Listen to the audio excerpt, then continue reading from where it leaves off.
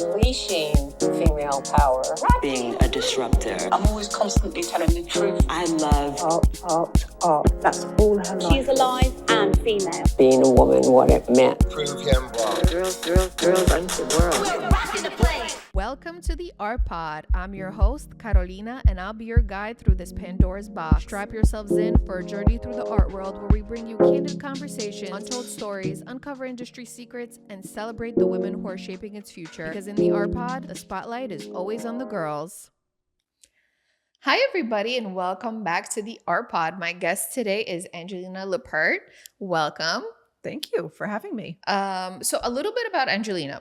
She is the chief curator and director of content of Poster House in New York City, the first museum in the United States dedicated to the art and history of the poster. She holds an MA in the art of the Russian avant-garde from the Courtauld Institute of Art in London and a BA in theology and art history from Smith College.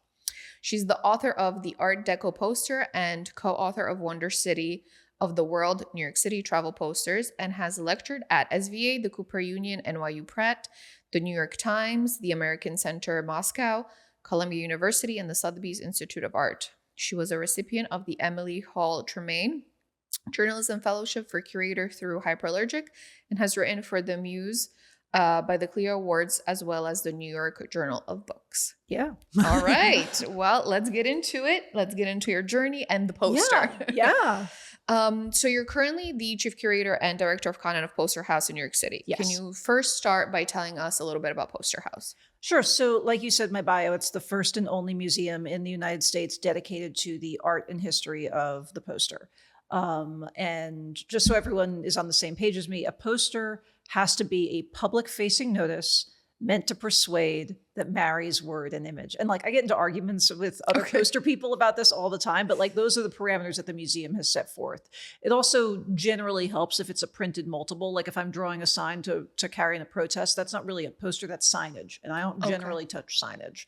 And I can get more granular on that if you want later. Yeah, of course. So that's what we do. We focus on doing about 4 exhibitions at any given time, although in September we're opening 5. Wow. And they cover everything from the 1880s to the present day from all around the world because every country has posters in printing. Wow.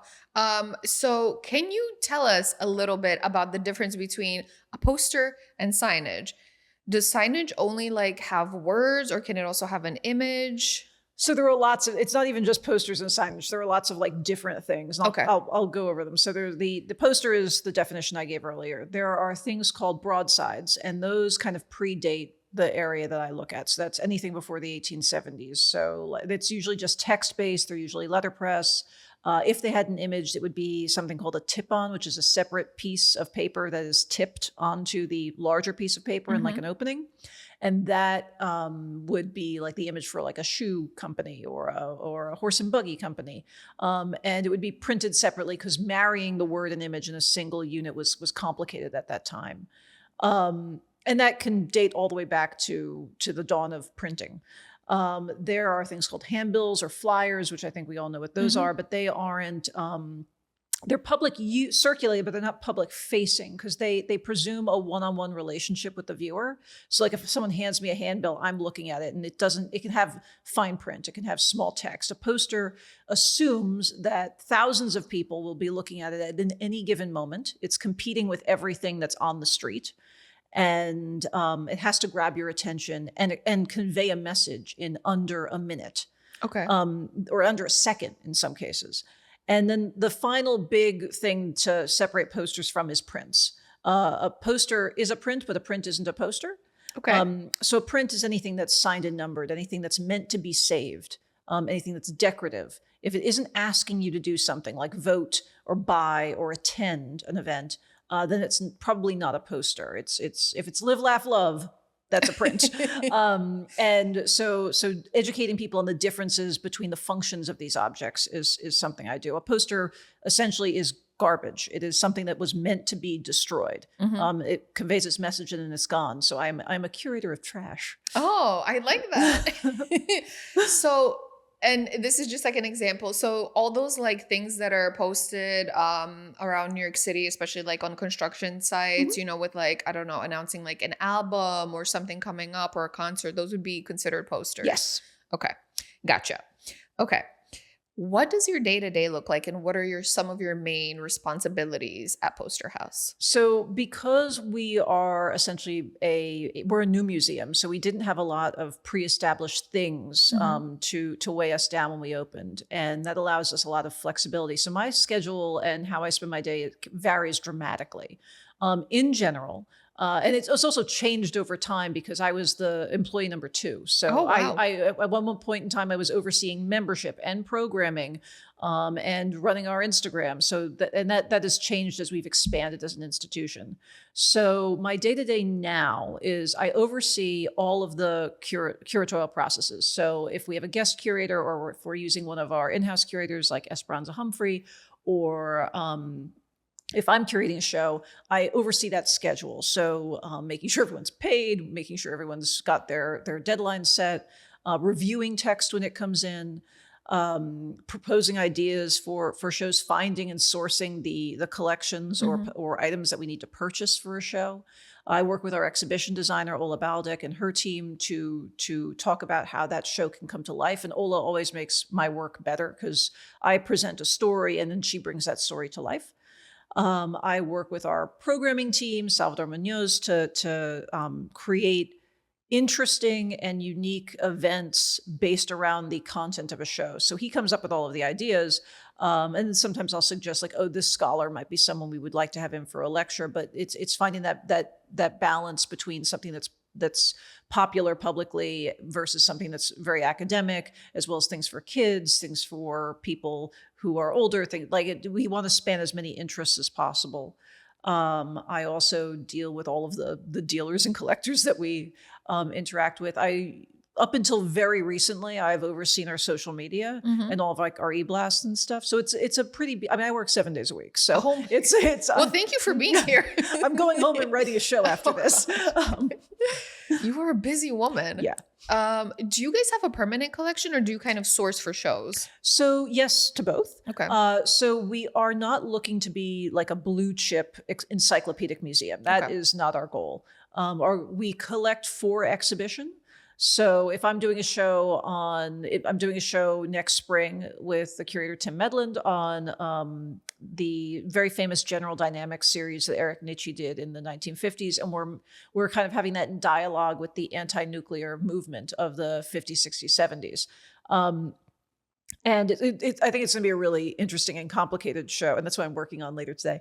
And for that, because there's not like one collector or one museum that has a great collection of that type of material, we purchased most of it. Most of the protest pieces especially, and then the general dynamics come from both our own collection and then 2 other collectors that had the remaining pieces. So it's a mix. For something like the Art Deco show I did last year, that all came from one collector because I wrote the book on Art Deco posters maybe 12 or 13 years ago, and so I knew who had an Art Deco collection. I came out of the commercial gallery world for posters, so that helps us in that I know who owns everything. Okay, that's good, because I was going to ask you, how do you begin to source for shows? It's like, I don't know many collectors who have like robust poster collections. I'm sure you do because this is kind of like your niche, but like that's not something normally that people are like, yes, I'm such an avid poster collector. So it's at least in my line of work. Yeah, it's a small and niche world, but a very active one. So because I worked at a poster auction house and gallery for a decade, I know most of the big players and collectors in that space, as well as all of the dealers. There are only like 36 of us and we all know each other.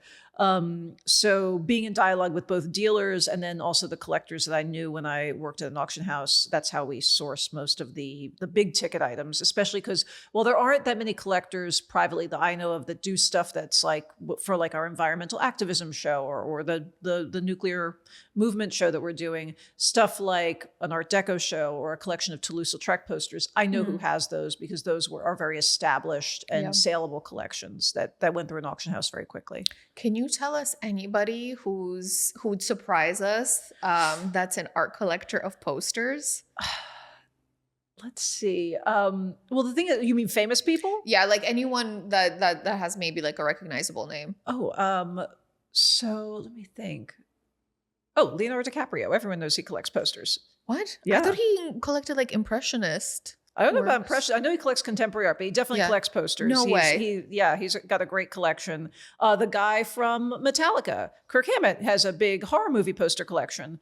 So yeah, there are a lot of celebrity. There are celebrities I can't mention who I worked with at my last job who definitely they're a sleeper hit. Oh, okay, interesting. Well, David Mamet.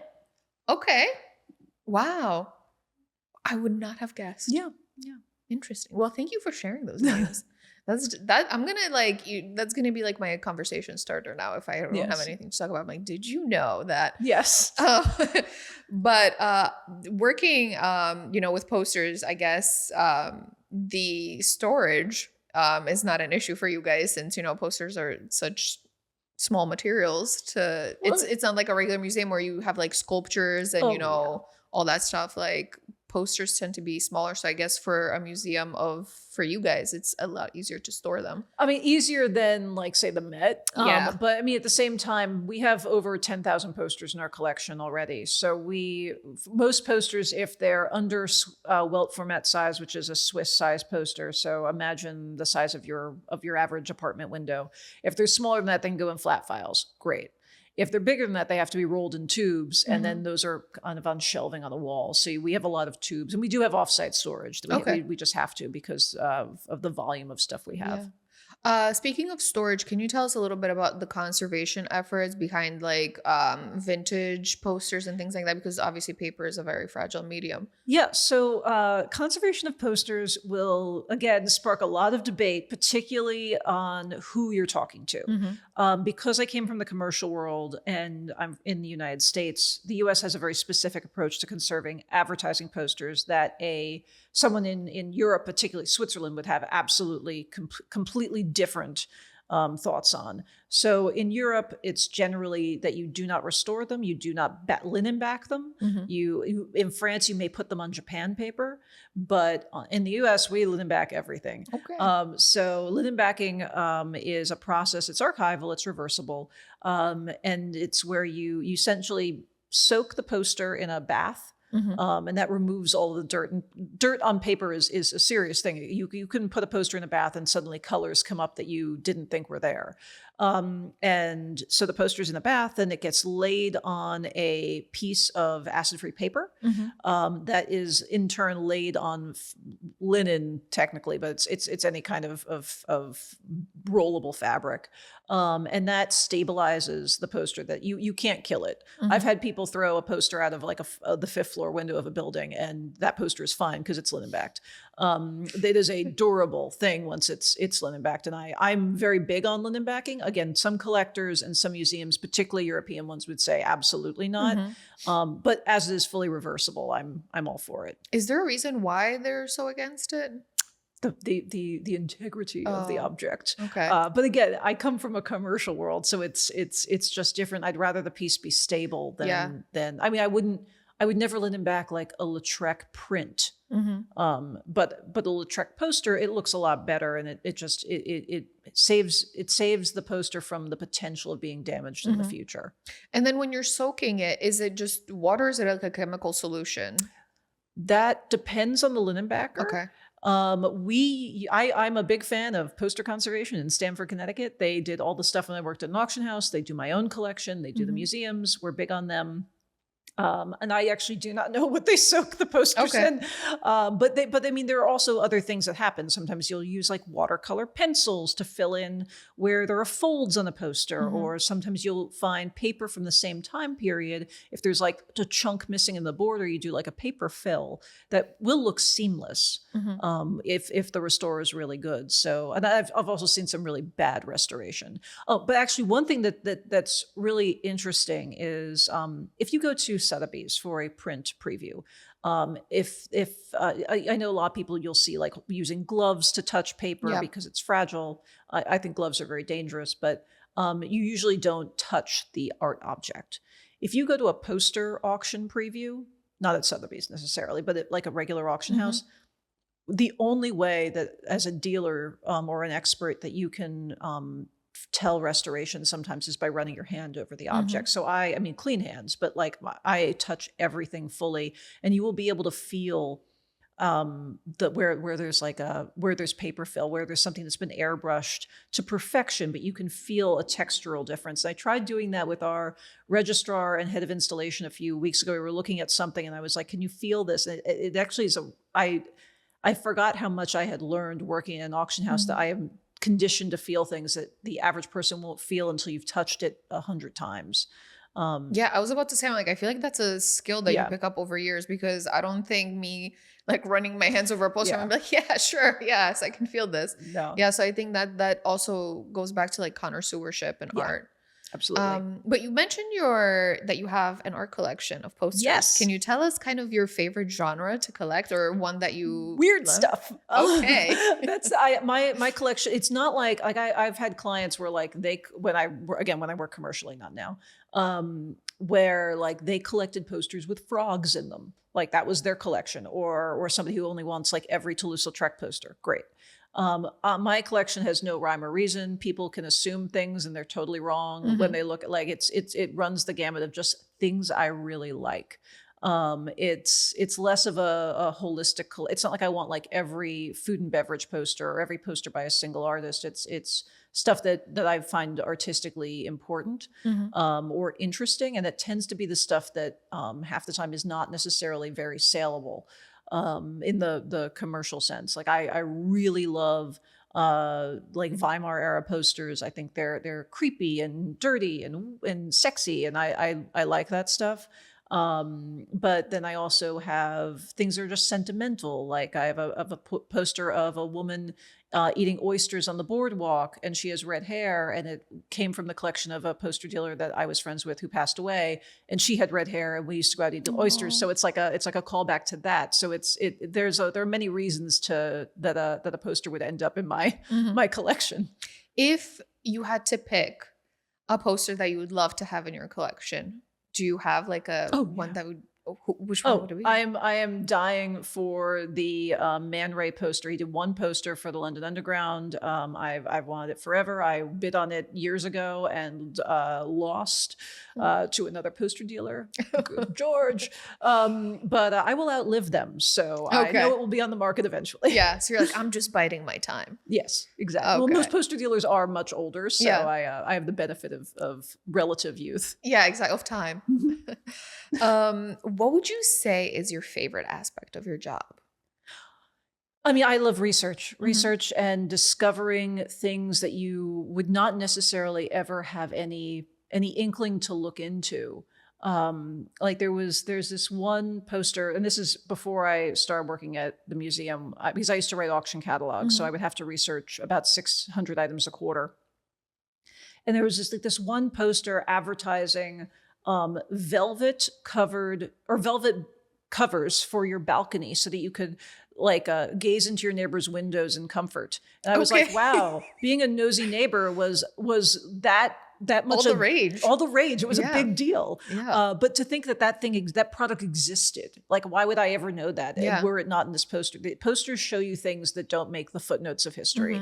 They open your eyes to things that you would never think about. I saw one advertisement, an American poster. I've seen it once and never again. It was actually very beautiful, but it was advertising the earliest form of toilet paper.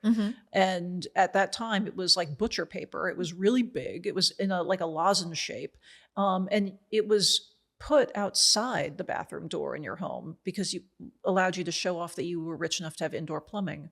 Wow. And I'm just like, who's the genius that realized you might want to bring it inside? But things like that where you're like, I would never think to even look into that. Yeah. And it's those discoveries that make me really excited. Yeah. I feel like advertising in America was very crazy. Especially in like earlier history, and then like even like in the 50s and 60s, especially when domestic items were very popular for women. Some of the things that I've seen, I'm just like, I can't believe this was a thing. Oh yeah, totally. Yeah. Now on the flip side, what would you say is the most challenging aspect of your job? Besides working 7 days a week. Because I'm working 7 days a week. I think there's always the challenge of managing different personalities and work styles because I work with a lot of people. So figuring out how best to navigate those relationships can be difficult. And also knowing when you've gone down the wrong path, when you have to just like fold it in and do something else, like knowing when I have to change the direction of an exhibit or change or like deal with the disappointment of, oh, we thought we were going to get that loan. It's not coming. What can we do now? So it's the challenge of having to be nimble when you actually really don't have the choice. Yeah, I can imagine you guys have to be very flexible at moments. Even though we plan shows 5 to 7 years in advance. Yeah. So I try to take out that last minute, like, oh crap. Yeah, because sourcing obviously takes time. Yes. Yeah. So. Okay. So you've also had a chance to interview really incredible people about their poster collections, like Spike Lee. I had no idea has a World War II propaganda poster collection, which was actually featured in Spike Lee Creative Sources at the Brooklyn Museum, and you interviewed him for Hyperallergic. Can you tell us a little bit about that experience and what you loved most about his collection? So it actually came about because I went to go see the show, which was great. And I was walking around the Brooklyn Museum, and it has so many things in his collection, from movie memorabilia to fine art. And then, and there were posters for all of his movies as well there. Yep. It's not just that he collects movie posters for just movies he likes as well, which that makes sense because he's a director. And then this kind of hallway between sections, there was suddenly all of this wartime propaganda featuring Black figures. And I was like, it just didn't fit within the rest of the, within the rest of what was being shown. It was also kind of in this like go-between space. It was like, okay, this is actually really interesting, and I'd love to write about the history of these objects. So I talked to someone at Hyperallergic, and they were like, it would be great if you actually could interview Spike Lee for it instead of just writing an article about it. And I was like, oh, I don't know Spike Lee. Yeah. But they were able to arrange it through the Brooklyn Museum, and it was definitely a whirlwind experience. Spike has such a wide breadth of knowledge on everything.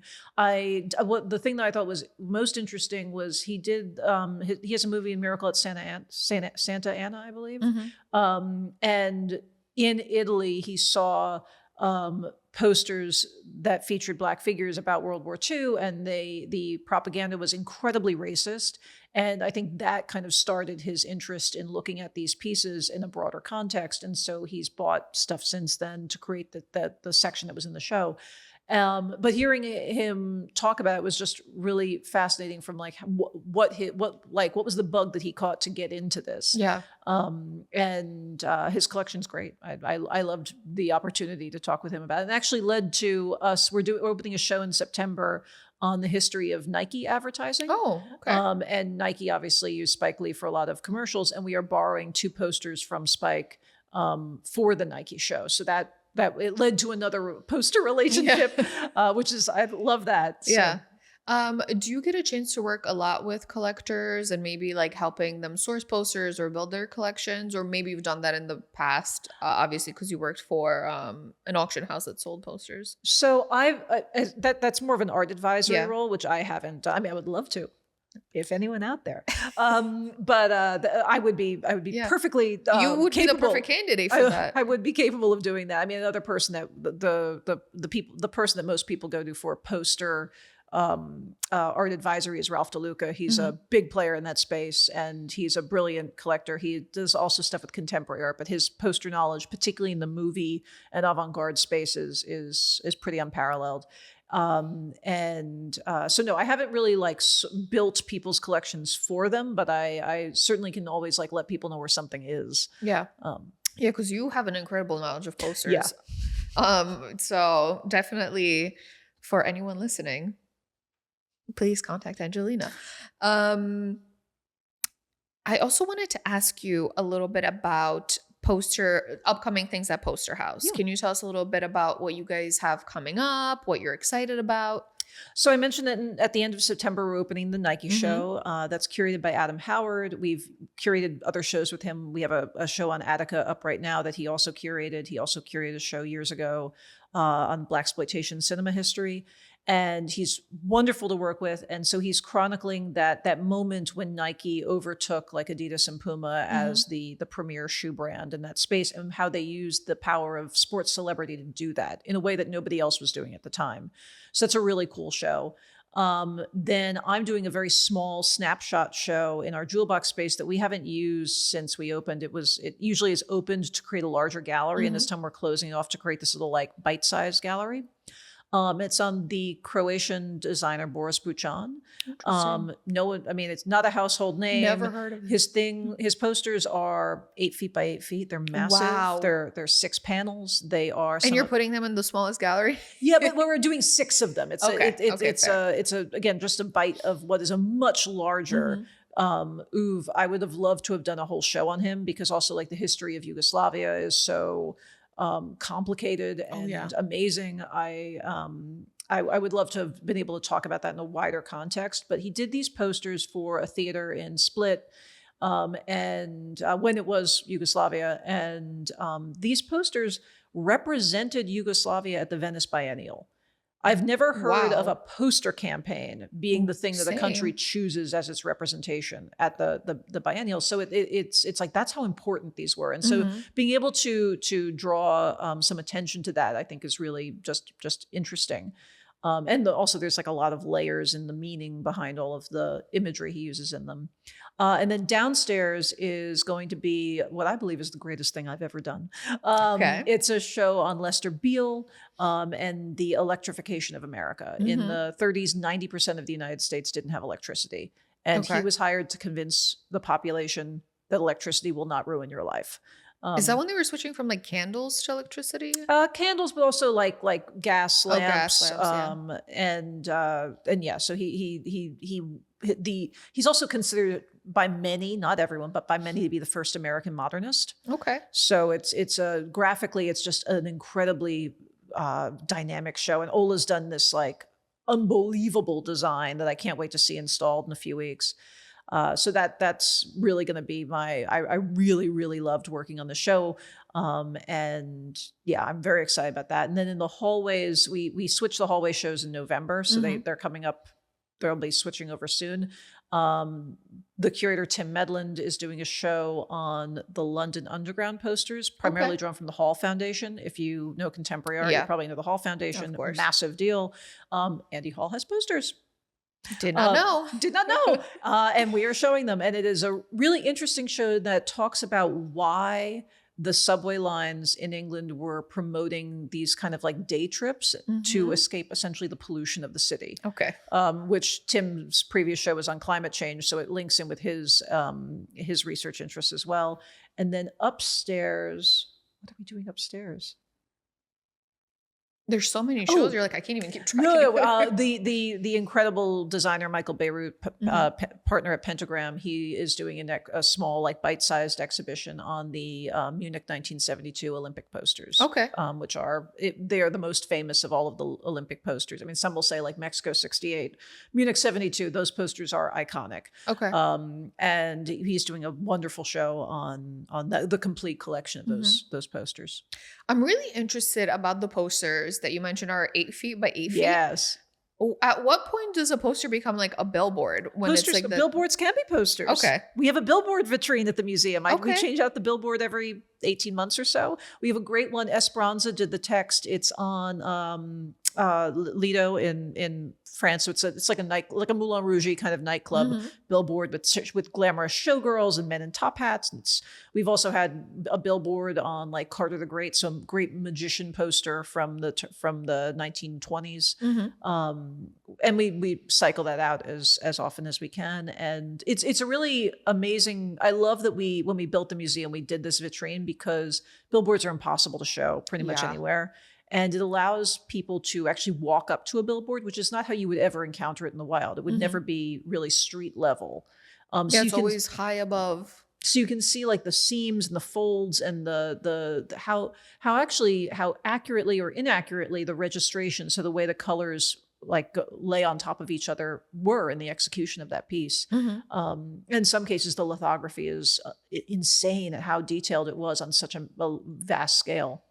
And What's the best way to present a poster? Do you guys usually like have them framed? Are they kind of just like pinned? Like, what's the best way for a poster to be shown in an exhibition? I'm sure a lot of them have, like different ways. But how do you usually present them? So different lenders have different requirements and different people have different opinions. Generally speaking, we would never show a poster that didn't have glazing on it. So that means like a piece of plexiglass on top of it, because people touch stuff and we don't want people like writing on things. So we need to protect the pieces as a museum. Generally, we have like a in-house frame style that we use. So we don't mat things unless a lender specifically says we have to. Because I want to make sure that we are not removing the poster from the realm of commerce and into the realm of fine art. Okay. Like we can appreciate them as historic objects and as well as beautiful objects, but they are the objects of the street. Right. So if you put it in like a gilded frame with a velvet mat, it just becomes something that it never was or meant to be. Yeah. Yeah. So my favorite thing that we do is when we just do a Plex sandwich. So it's no frame, just Plex on Plex, and it's like floating as it would be on the street. Yeah. That I love, but you can't do that for all posters. You really can't do it for linen backed posters because then you'll see the linen, which that's amateur hour. Never show your linen. Okay, fair. That's actually interesting. The type of framing where you mentioned, you kind of want it to look like it was always intended to look, which is like on the street rather than, becoming a fine art object. So that's actually really interesting. Thank you for sharing that. We actually have a show on the artist Mike King coming up next year.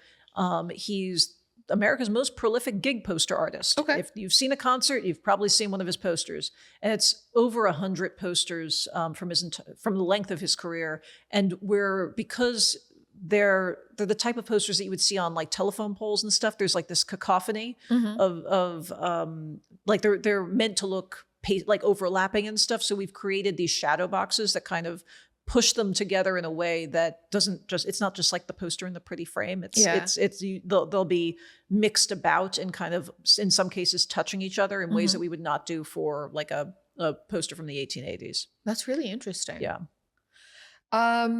Okay. Well, now that we've talked about your time at Poster House and a little bit about Poster House, I kind of want to go back to the very beginning, which is your studies. So let's backtrack to your education. You studied art history and theology at Smith College, and then you went to do your MA in Russian modernism at the Courtauld Institute of Art in London. Yes. Can you tell us a little bit about how your studies reinforced what you do now? Oh, yeah, totally. So actually, what you and I mentioned before this podcast began, there was this moment in high school. I was taking AP Art History. There was this moment in high school where we went to the Harvard Art Museums and there was a Max Beckmann triptych. And I was going to be in medicine up until that point. And I saw it and I was like, oh, I guess it's art. And so the bug for loving art came before college. And then in college, I focused on art. I was actually thinking of really focusing on art criticism.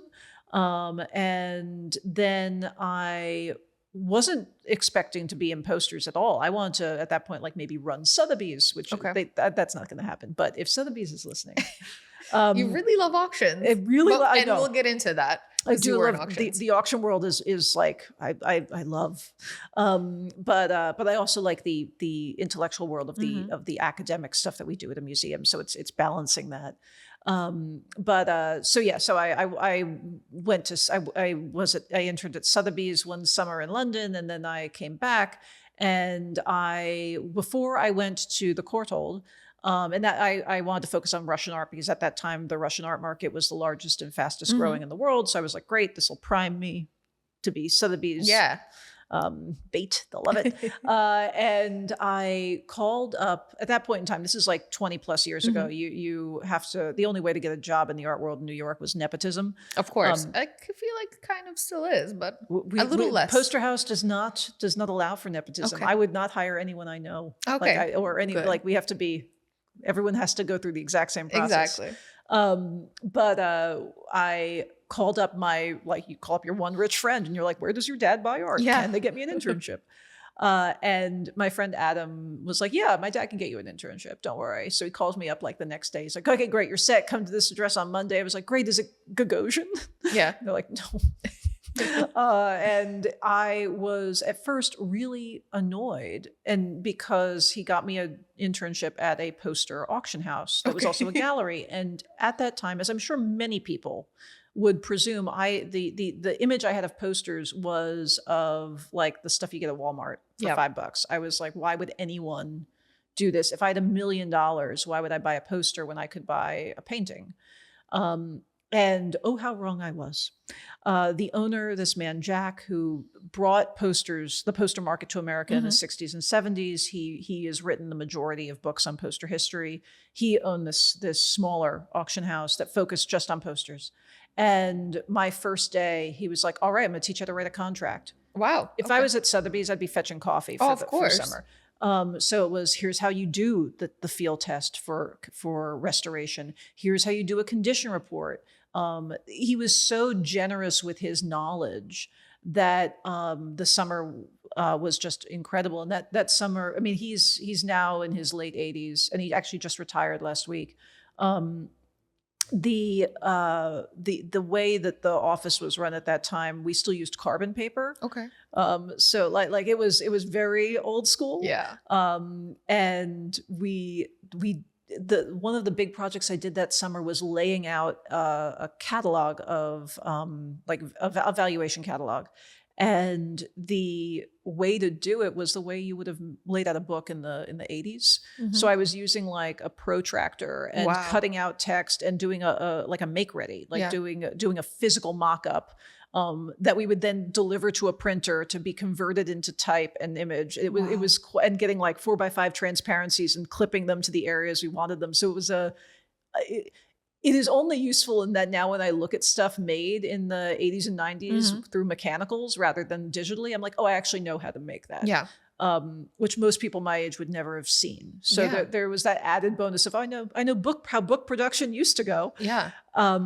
So I did the summer there. And when I got out of grad school, Jack said, like, I will we'll hold the job for you. We would like to have you back. Which was great because I graduated just as the recession started and nobody in art history was getting anything. I remember. So then I stayed there for a decade and gradually just expanded what I did for them. So I expanded their online presence. We did a modern sale, which we hadn't done before. We went from 2 auctions a year to 4 auctions a year. I convinced them to bring the catalog writing in-house, which that was the smartest thing I ever did. Because prior to that, the auction catalogs were very fluffy, very oh, look at this beautiful girl. She's so pretty. We love France. Yeah. But now I was like, all right, I'm going to talk to you about why this poster is historically important. What this building in the background symbolized at that time. So I added a level of academic interest to each piece, which is a lot for 600 items a quarter. Like that's a lot of research. Yeah. And that allowed me to spin my job to be a curator. And my advice to everyone is always like, do that thing at your current job that opens a door for something you want to do elsewhere. Interesting. Yeah, that's great advice. If I had never asked to do that, I would absolutely not have been qualified to do what I do now. I can't even imagine where you would start doing research on posters, because I can't imagine there being that much literature on them. You really had to dig up some stuff. Yeah. So you don't actually, there are actually a lot of books on posters, but they're usually coffee table books and not that dense on history. You have to look at other things. So it's if I'm doing a poster if I'm doing a write-up on a poster for Michelin tires, I'm looking at the history of Michelin, not on the history of the poster. The amount of, actually a few years ago, I did a show on this campaign out of France during World War I. And all of the posters, they're cheap posters. They're like $300 a piece. Every dealer has them. They're very common. And I knew that all of them were designed by children. There was a children's World War I rationing campaign. They're cute. And we had a complete collection. Great. I'll do a little show on them. And then I looked into magazines newspaper articles that were written at the time when these things came out. And what nobody had ever realized, because why would you look into this? They were all done by girls, which that's interesting. It became the largest propaganda campaign France did during the war was by young women. Interesting. Who knew that? Like then it becomes suddenly a really compelling story that now I want to look into it. But I only discovered that because somebody had digitized a magazine from 1917 or 1918, focusing on these, that had an article about announcing who won the competition. And in French. So I'm also reading like antiquated, not even contemporary French. Like I'm working with another curator on like translating it from contemporary French in like what do these words mean now? Which there were things like the word that there was a word in which they referred to like young children. They called them the little mustards, and I was like, what? I know that this word is mustard. Yeah, like, it's a nickname for young children at the time. Okay, like, interesting. Oh, okay, sure. But yeah, so like those things are also that's like the moment that I love. About my job. But finding out that they're called little mustards. Little mustards. I'm like, oh, the little mustards. No, that's great. But I found it interesting that you did your MA in Russian modernism. Yes. How does that relate to posters? Oh, well, so because I had interned at the poster auction house the summer before I went to grad school, I ended up one of my big projects at grad school was focusing on Russian movie posters. Okay. The Susan Pack collection was this very important poster collection. She got everything out of Russia basically as soon as Russia opened up. As soon as the USSR collapsed, she went and got the most important Russian posters, and they're very rare and very expensive. And so I had done a lot of work researching that as part of my MA because now I was really interested in posters. Yeah. And then years later, I found out through an article in the New York Times that a friend of mine had bought the Susan Pack collection. I'm like, what? And then I got to borrow it for my show on Soviet film posters a few years ago. So it had this like I got to use the work from my MA in a museum exhibition. So it really, like your studies really came in handy. Yeah. Although the interesting thing actually was I thought I would just be able to like phone it in and use my MA to just reuse the text, because the history of the Soviet Union is still so it's so not secretive, but information changes. What is available changes, and what the presumptions are about that time change. That so much information had been released since I wrote my MA that none of it was accurate anymore. Wow. So I had to re-research all this Soviet stuff, which I'm like, oh, great. But that revising of perceptions on history is really fascinating to me. Like in the Lester Beale show I'm opening in September, the book I use, there's this Pulitzer Prize winning book on, I think it's called Freedom from Fear. But it's like 996 pages, and I've read it, so you don't have to. Okay, great. But it's like my Thanksgiving trip was really rocking. It basically is like everything you know about the Great Depression is wrong. That had very little to do with the Wall Street crash, and that is the framework around which I built this show. Is that it actually had everything to do with agriculture and not about Wall Street. So definitely come for that. Yeah, I mean, all the shows that you're opening in September sound really interesting. I can't wait to see them. Okay, so I assume that I also want to backtrack a little bit to when you were still getting your BA at Smith. You were doing an internship as a curatorial and marketing assistant at Hillstead Museum. Yes.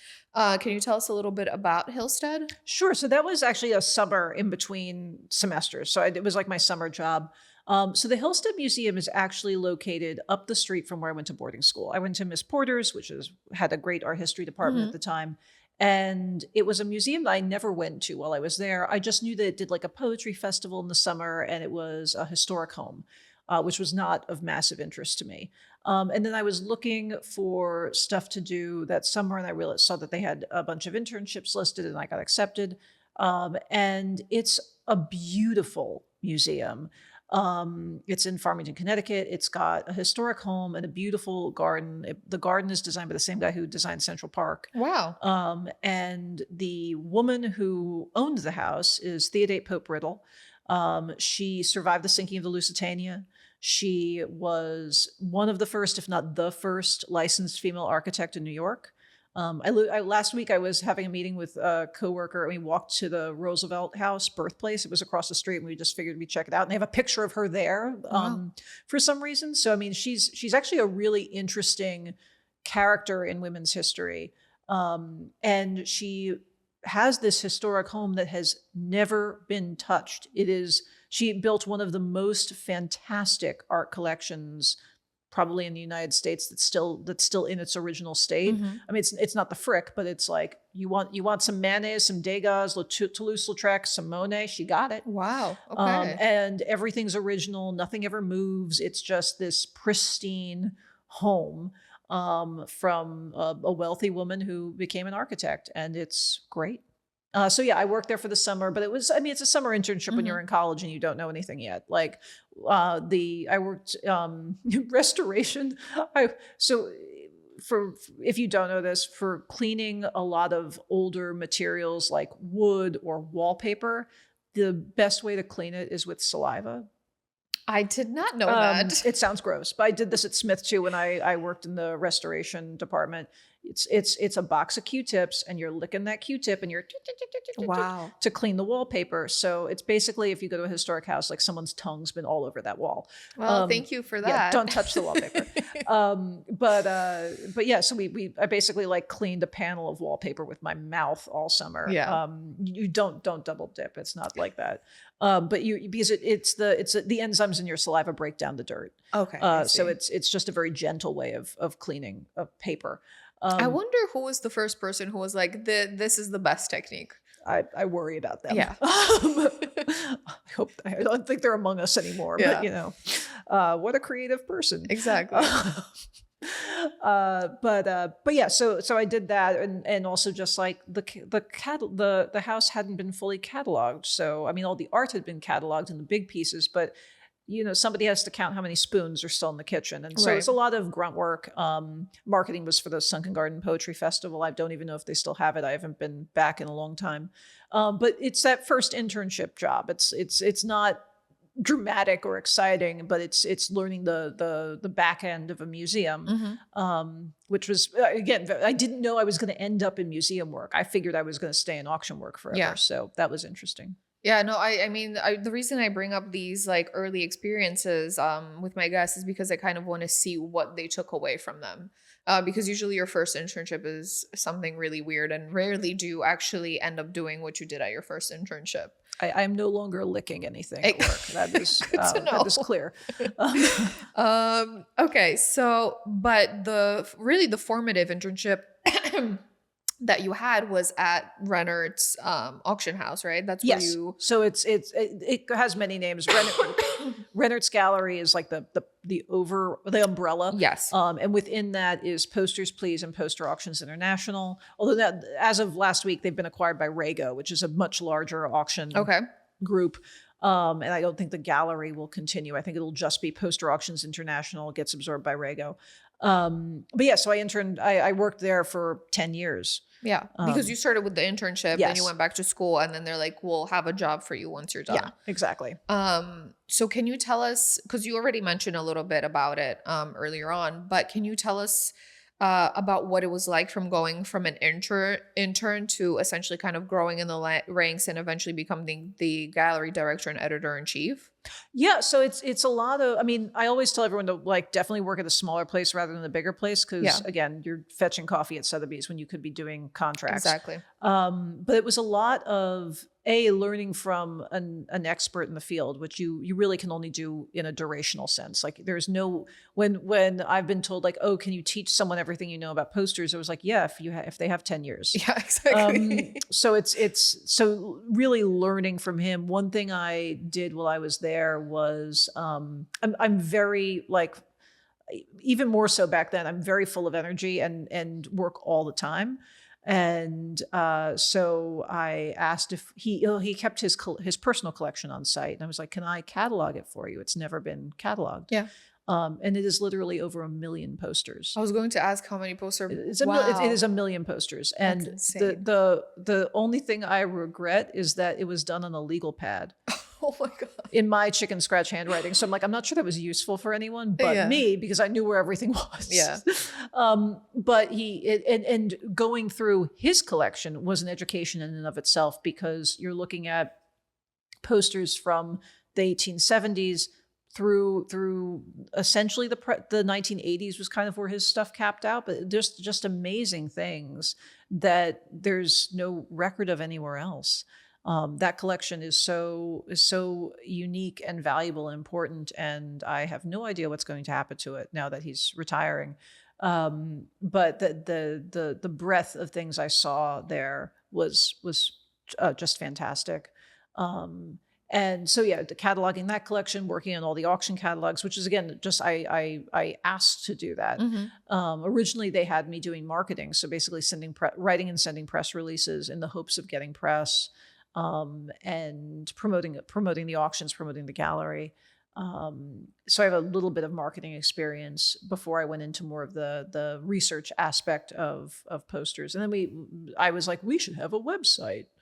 And that brought in a lot of money as well. Yeah.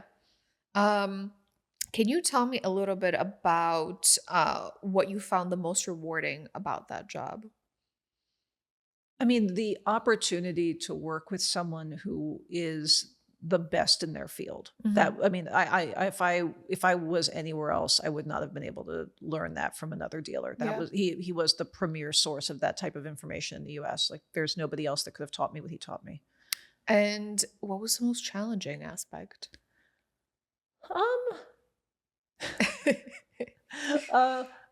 That's complicated. The most challenging aspect. I mean, probably that I was in a customer service job, and customer service is not my forte. Really? Because you seem so bubbly and like friendly and witty. They would send people to me who needed a hard no. Oh, okay. I'd be like, no, absolutely not. Nope. Final sale. Nope. Nope. Don't care. Yeah. So Jack definitely got calls from people being like, that bitch who was like telling me no, and he's like, well, you know. But I was a hard wall if I didn't want to do something. Yeah. I mean, customer service is, I feel like the hardest job in any field. Yeah, no, totally. But I'm a wall of no. If I'm told it's not happening, it's just not happening. You can't convince me. Yeah. No, working with different people and their personalities is, oh my God, the challenge, the biggest challenge of life. What were some of your favorite projects that you worked on while you were there, or maybe like favorite auctions? Oh, so actually there was a project that was kind of a sidebar project. It wasn't directly through one of Jack's auctions. We got contacted by Guernsey's, which is another auction house, and they were doing a big sale on the collection of Hans Sachs. Hans Sachs's collection, one of the most important in poster history. It had been seized by the Nazis, and this was part of the restitution. The family was selling the collection in multiple sales. And I spent like a lot of time, and I think it was right after Hurricane Sandy too, because I remember doing this in Jack's house rather than at the gallery. We were putting valuation on the pieces because he's obviously like number one dude for poster values. And I was focusing on the German and Austrian pieces because that was my specialty. And he was focusing on the French and Italian and other stuff.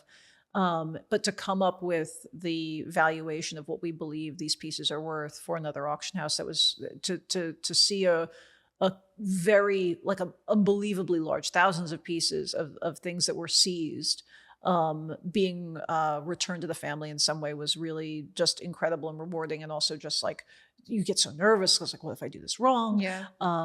And yeah, that sale was very special to be able to be a part of.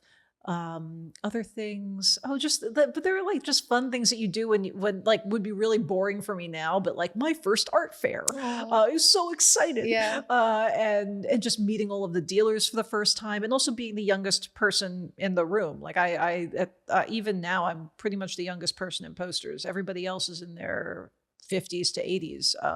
I'm like a decade younger than the next youngest person. So there was that like, oh, I'm the one drop of new blood. Yeah. And I'm hoping that to see more people focus on posters, particularly collecting them in like the next generation. I'm really hoping that they latch onto them as these really incredible objects. Yeah, I was going to ask you because we did talk about, the kind of age range for collectors and experts in posters. And I wanted to see what your feel was for like the next generation, kind of keeping this poster history and collecting alive, and the incoming people. So one thing I've seen a lot of auction houses that have poster elements attached to them. The most prominent one is Swan Auction Galleries. They're the leader in the space now.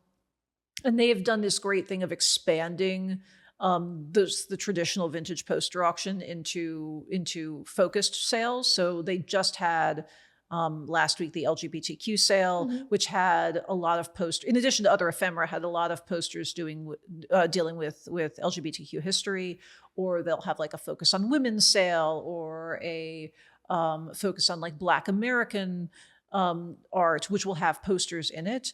I really liked their counterculture sale, which is like protest, LSD, anything that was of that milieu in the 60s and 70s. And then I've seen other auction houses follow that. Like Potter and Potter, just this morning, I was looking at the counterculture sale that they're doing, and I'm like, oh, they totally got that from Swan. But seeing that they're trying to expand into areas that are probably not the price point that I would have worked on when I was working at Jack's, but that are an entryway into liking posters. Because the average like poster in some of these sales is maybe $500. Whereas in a sale that I was working on, it would have been like $5,000 to $50,000. So like, but if you buy a $500 one, in 5 years' time, when you have a much higher salary, you might think of buying something more expensive, or expanding into different areas of interest. So I think that's cultivating connoisseurship and collectors is really smart, by highlighting areas of interest that they didn't know came in this format. And then with the museum, I'm really interested in showcasing. Yes, I want to show the classics that I love the most, but I also love that we showcase things that are not considered canon. So things like the Attica show we have up right now. It's on the Attica protest, and the ripple effect that had through protest graphics in America. That's not necessarily a high value collectible area, but it's really interesting, and somebody could start getting into that and then roll that into something else. So I think showing people that these things exist, because again, going back to when I got the internship at Jack's, I thought of posters as the $5 you spend at Walmart, not as a historic artifact that also has decorative value. So it's introducing people to things that they can find the thing that appeals to them the most within that spectrum. It's interesting that you just called posters a historic artifact. Yes. Do you see posters as, because you kind of mentioned it in the past that you don't want to really see them as like fine art adjacent, but more like decorative. So are they like historical artifacts? Are they kind of fine art? Where's like the line here? So I think it depends on who you talk to. Okay. I would say that a poster, in its most pure form, is both it's commercial design, and as commercial design, it is both an artifact of an era or a time, as well as an example of good design. So it can be fun. Plenty of fine artists were in posters. I mean, like Andy Warhol did posters, Toulouse-Lautrec, Pierre Bonnard, all of these people did commercial art. Because it was a means of paying the bills. Like it is it makes you more money than if you make a painting that no one buys. Exactly. And you can do it faster. So there are actually a lot of fine art. Man Ray, the poster that I want, Man Ray did a commercial design. There are plenty of fine artists that have worked in posters, and the best posters are ones that elevate commercial design to something that you could consider fine art. Okay. But they are still artifacts. Yeah, that's a great way to put it. I like that. So when did your love of the poster really begin? Was it at Rennert's or was it before? It was definitely while working for Jack. I don't know if there was like a moment, but it was sometime during that summer was just like, oh, these things are so much greater than I ever thought about about them. They are they are art and artifact. They can tell us so much about the day-to-day human experience that a history book just tells you big events. A poster tells you things like a one night only concert you've never heard of, or like those velveteen armrests. Yes. Like there's this texture that posters give history that a general history book will gloss over because it's not important to that narrative, but posters are very important to how the average person lives their life. So I like to look at them as an intimate way of looking at history. It 100% is. I feel like it really gives you a sense of how people lived, or like the objects that they lived with, or things that were important enough for them to advertise to then purchase. So I really agree with you there. I wonder if your experience with posters would have been different if you, let's say, like started your career at Sotheby's, whether you would have loved them as much or probably went a different way. Oh, I probably would have gone a completely different way. I probably wouldn't have been in the design department. I would have wanted to go into the, I can want a lot, and I might not have been put in that department, but I would have wanted to stick with painting. That would have been and then I would have just like snowballed into, I don't know, modern art. Yeah. Well, thank you for sharing all of that. I want to ask you the last two biggest questions. Okay. Which is, have there been any challenges that you faced along the way as a woman working in the field? Oh yeah, there's people assume I'm an idiot. Okay. that was when I was working at an auction house, whether I'm at a museum, a gallery, an auction house, they assume that because I'm the youngest person in the room, or not necessarily anymore, but that because I'm a girl that I don't know what I'm talking about. There was an event we did a few months ago. I will not name names of the event, but a man who works with me, who I am the boss of, a person kept talking to him like he ran the museum, and he kept saying, "You should talk to my boss." And the guy would look at me and then go back to talking to him, and I'm like, "That's fine. I don't need you." I've been in those situations before. So yeah, completely agreed on that one. Yeah. Given everything that you've said throughout this interview, do you have any sort of advice that you would give to women either coming into the field or women who are already working in the field that you feel might be a good sort of thing that they need to hear? Besides the always advocate for yourself and always like you're not dumb, and if people are treating you that way or dismissing you for any reason, that's absolutely not a valid form of that. Like you're better than that. But like the thing I mentioned earlier of figure out where you want to go, and then make the job that you have right now, find something within that job that you can do that will allow you to springboard into that. Because that was the smartest thing I ever did for myself. And yeah, that may mean more work in the short term, but it allows you that transition that just you would never necessarily be able to do without doing. So, I love that advice. Yeah. It was the first time I've actually heard it on the podcast. So I'm glad that you actually shared it. But I think now is our time to go into the fire round of questions. Oh dear. So essentially I have 10 questions here. You get to pick a number between 1 and 10, and then I read the corresponding question. Okay. So give me your first number. 4. 4. What is a passion project that you want to complete?